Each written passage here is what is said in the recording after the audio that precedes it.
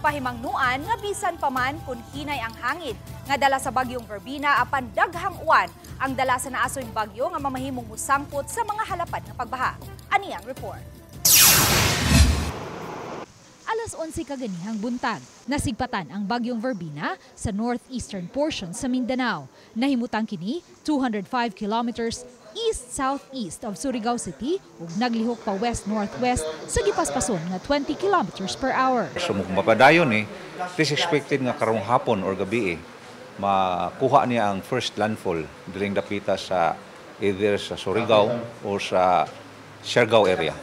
Matod ni Engineer Al Kiblat, pangu sa Pag-asa Visayas Regional Services Division, nga alas 2 karong kadlawon mupaduol sa kayutaan sa Cebu ang bagyong Verbena ug pagka alas 5 karong kadlawon ana ang sentro niini sa Central Cebu. Wala tay specific nga lugar sa Cebu, but definitely moari gyud sa Cebu. Mo pass through Cebu sa Central Cebu. Karon nagipakita nga forecast track, pero doon na tayo gitawag og uncertainty cone. Pwede pagari siyang deviate mulihis sa iya ang original nga track moari sa Bohol Dapit o sa Northern Cebu. Dugang sa pangu sa Pag-asa Visayas nga hinay lang ang dalang hangin sa bagyong Verbena nga anaa lang sa 31 ngadto sa 60 kilometers per hour. Apan dili ang ayang kakumpiyansahan ang dalang uwan niini. 200 kilometers ang radius sa rain bands sa bagyong Verbena ug sa gidakon niini masulod sa influence area sa uwan ang tibuok lalawigan sa Subo.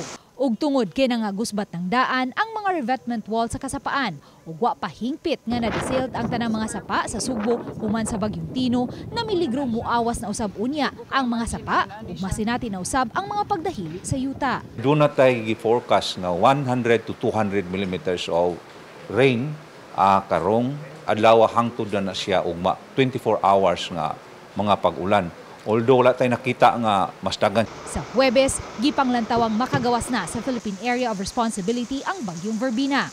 Kini na ang ika-22 nga bagyo nga nisulod sa Philippine Area of Responsibility karong tuiga ug ikatulo nga bagyo sa buwan sa Nobyembre human sa bagyong Tino ug Super Typhoon Uwan.